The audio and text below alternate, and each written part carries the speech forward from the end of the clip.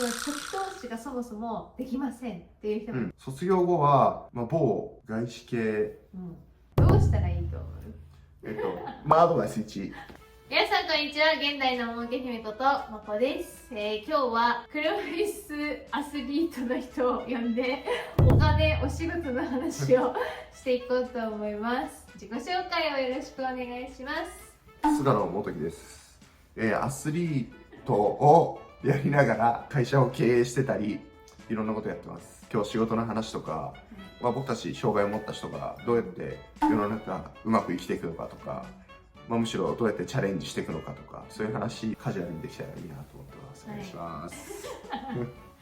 じゃあ状態でできるできないみたいな仕事の話もする人がいるから、私は胸からの麻痺だけど、状態としては首からの麻痺だよね。俺そう首折ってるんで、いわゆるケイソンってやつで、もう普通に、手にも麻痺があって、あと、体幹機能、当然もうここから下みたいな感じなんで、ただケイソンの中では状態がいいケイソンだよね。それどうなんだろう。だってほら三頭筋効かない人が、要は、ラグビーしてた子でしょ。私の点数でさ、0.5点の人が来たってなったら2点の人なんだっけ、何点の人？ 2 点。俺その車椅子ラグビーをもともとやってたんだけど、もともとっていうか今もやってるけど、日本代表とかでもプレーしてて、でその海外とかでもちゃんと点数つけてもらって、2点っていうポイントだから、いわゆる C6B なんとかみたいなやつ。俺くらいかなみたいなイメージができると思うけど、状態はそういう感じで、怪我したのはいつですか？14歳。なので学生生活はずっともう車椅子、もうずっと車椅子。中学2年生3年生とかから車椅子から。多感な時期よ。スキーね、アルペンスキーでしょ。そう、いやスキーっていうか、昨日のスキー来たわと思ったらびっくりした。急にスキーとかやめてよ。急に来たかと思ったらやばいでしょ。うわーと思って。その後だから普通の普通校に行ったわけね。自分で今中学校にいました。でその後高校もお受験して。そう、いやお受験中学高校一貫校だったから、そのまま行った。いいところの人だったの？いいところ、いや一応ね、県内では有名な進学校だった。県内では一応なんとかギリギリ有名みたいな進学校。お受験しましょうねっていう家だっ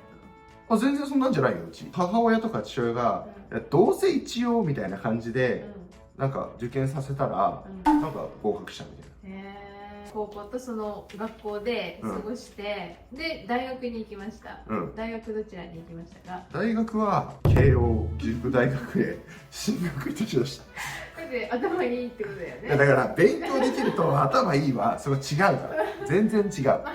れる学習力はあったってわけじゃん。ちなみになんか何部とかあるよね、そういうのって。俺総合政策学部 SFC。知らない。ビジネススクールだからよくわかんない、なんかちょっと変わった感じの。でもなんかそのビジネスを学ぶ学部ってこと？いや何でも勉強できるの。自分の好きないろんな科目があっても、すごい飛んだジャンルから、もう経済のことから哲学みたいなことまであるんだけど、好きなのチョイスしてね、勉強できる。慶応って車椅子でも通えるのじゃ？全然大丈夫だって俺は。友達パワーもすごい借りたけどね、やっぱり。やっぱその行けないところとか。もちろんもちろん。いやもうだからそれはね、本当にありがたかったね、今思うと。慶応卒業後は某外資系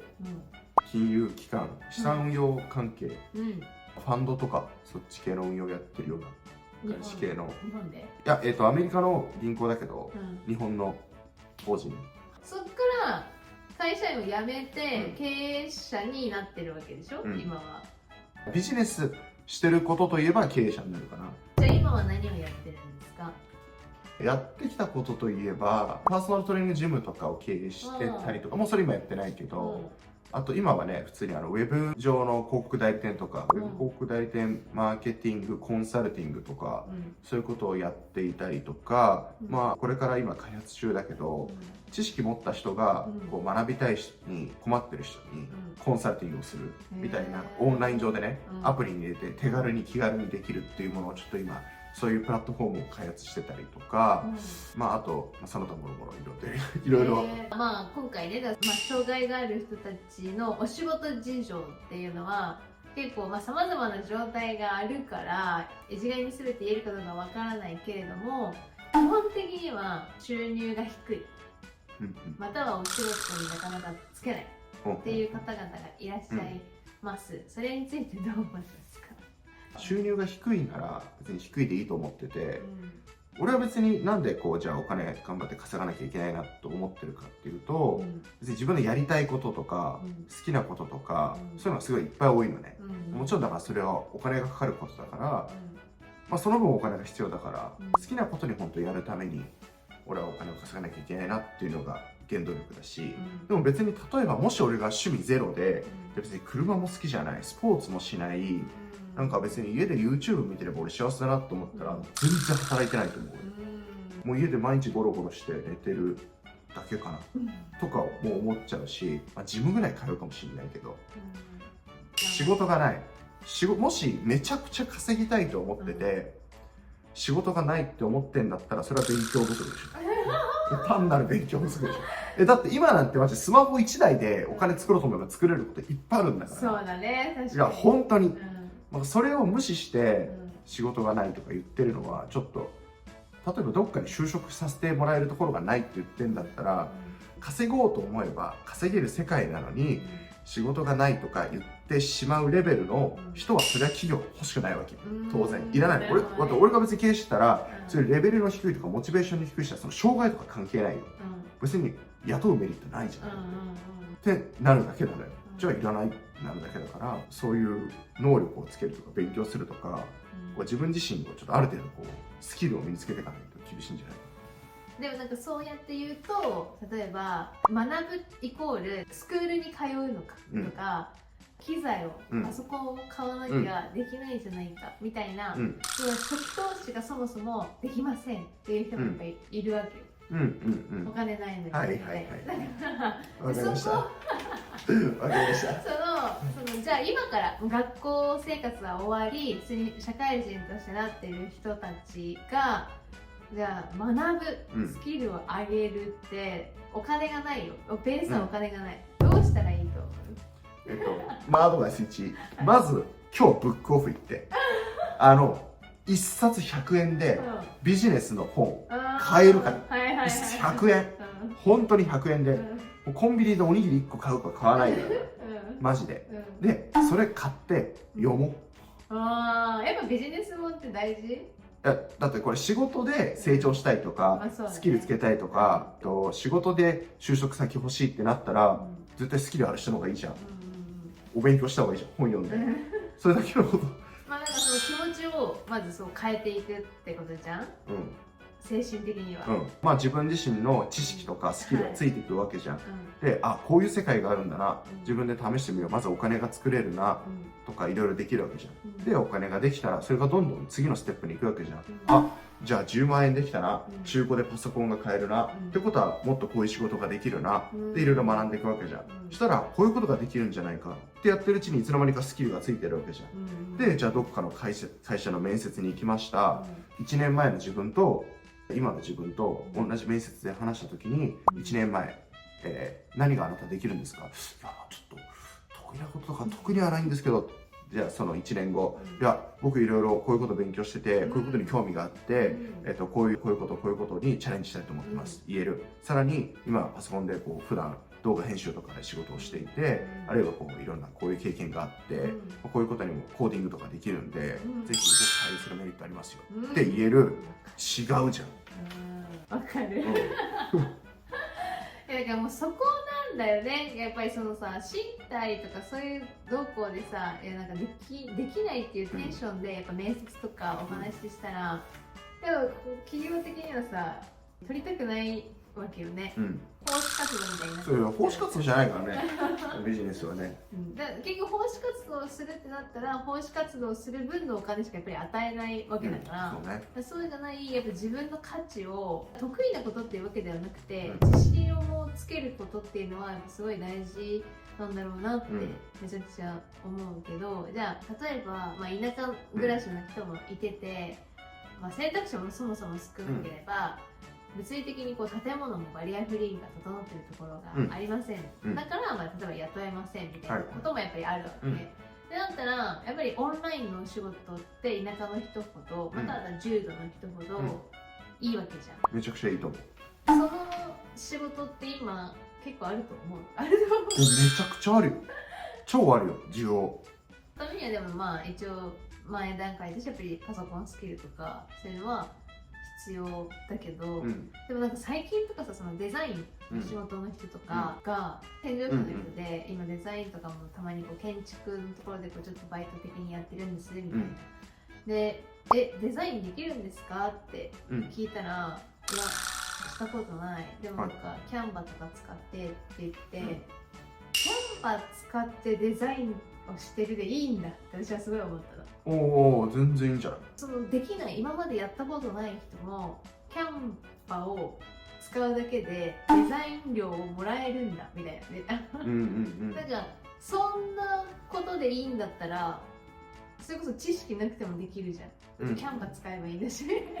やだってそうよ、本当。例えばじゃあメンバー10人の不動産屋さんとかがあったとして、じゃあメンバーが大体40歳以上ですってなった時に、その人たち全員キャンバ使えないから外注するしかないのよ。でもまあすごいテンプレートがいっぱいあるから、ちょっと変えただけでなんかすごいなんかいいポスターが作れたりとか、いい資料が作れたりってやっぱできるから、例えばそれを知ってるかどうかの違いもあるかもしれないけど、それだけで名乗れるんだったらやっぱそれを家ではできるわけじゃん。キャンバを使えるということだけを習得すればデザインできるし、あとさ、なんかタイミーでさ、今高齢者の人もすごい働いてますと、でタイミーでモバイルバッテリーあるじゃん、貸し出し用の、あれをコンビニに補充しに行くタイミーがあったの。補充しに行く。要は例えば A のコンビニはみんながいっぱい借りちゃったからないですみたいな。なるほどね。B にいっぱいあるから、なるほどね。そう B から A に移すだけ。移すとか、なんかもともとその人がこう持っている分、預かった分でこう補充していくみたいなので、でなんかやってるおじさんがいたの。それって車椅子でもできんじゃねって思ったわけ。できる。できるけど、もっと楽にできることあると思うよ。その身体的にね。なんか家でスマホ1台でできることがあると思うんだよ。例えばないんだよ、スマホ1台でできること。じゃあめっちゃ簡単なやつ言っちゃうよ。普通に営業でテレアポ。あと身体的に全く問題ないじゃん。電話してカスタマーセンターじゃなくて営業チームとかの、普通に例えば新規の電話先、リスト見てバーって見て、お世話になっております、こんにちはって言って、今僕たちこういうことやってて、こういうことご興味ないでしょうかって言って、今日社長も誰々いらっしゃいますかなんて言ってアポ取る。普通にそのアポ1件普通に1万2万売れるからね。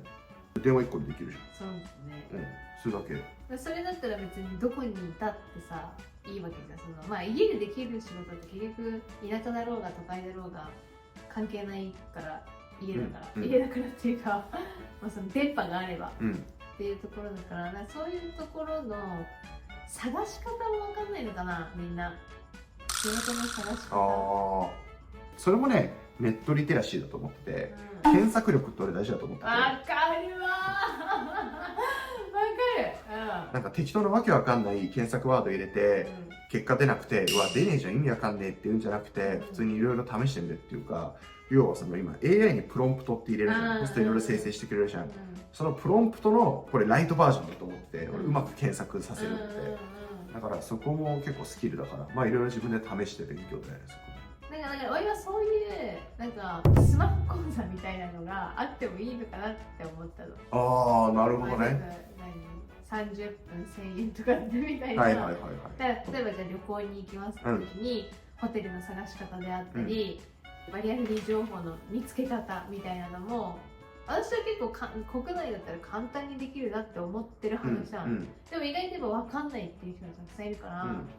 でもそれって検索の仕方が下手くそなんだなってすごい思うわけ。そういうスマホ講座みたいな感じでその人にお仕事を見つけてあげるというか、こういうふうに検索したらこういう家でできるお仕事がたくさん出てきますよっていうような講座があってもいいのかなって思う。それはいいかもね。確かに俺自身、その障害を持った人の雇用とか就職とか、あるいはスキルを身につけるとか、そういうのすごい興味があって、俺の会社でもそういう人材どんどん取り入れていきたいなと思ってるから、いろいろちょっと勉強させていただきながら、うん興味ある人は僕のインスタグラムまで雇ってくれるのじゃあ完全在宅悩みがある方は一旦聞いてください僕のインスタグラム悩み一旦相談乗ります。そうだよ。それってまあ本当に昔ならさ限られたことの仕事しかできなかったと思うけど、今のこの本当にパソコン電波があればできるみたいな環境の中では、本当にいろんな状態の人たちにとっていろんな仕事が多分めっちゃあると思うんだよ。でやっぱそこをやれる人たちがやっぱり教育していかないといけないところはあるのかなって思う。はい。その要はビジネススクールちょっとネズミ講に近いようなあるあるよいっぱいあるよマインド上げていこうみたいなさなんかそういうところにはさ引っかからないようになんかもうちょっと正しいモチベーション上げていく講座とかビジネススクールやってあげなよやってあげないよ。いやでも本当にちょっとマジで就職したいですとか、困ってますとかちょっと考えてるとかあって悩みがあれば聞くんで、全然無料でいいよ。全然DM とか返せる範囲でインスタのストーリーとかでも自分のあれでちょっと質問箱作るんで、そこにじゃあ投げてください。インスタ発表は定期的に貼りますわ質問コーナーみたいな。アスリートはずっと続けるの？いやもう俺続けるよもちろん。もうなんなら今ね新しいページが開かれたばかりだから、最近はテニスもチャレンジしようかなと思ってて、テニスでも戦いたいなと世界と思っておりましてね、日々練習しております。だったらこのテニスを応援してくれる会社さんとかも集めたりして、集めたいですね。まあでも自分自身まず成績とか結果出さないといけないから、成績も結果も見ずにこいつ面白い応援したいと思った方がいらっしゃったらぜひお願いしますじゃあ障害者というくくりになった悩みはありますか？障害者でいる悩み、普通に歩きてとか毎日思うでしょそこのどうメンタルを強くするか。排泄障害へのメンタルってどう強くする？排泄障害へのメンタル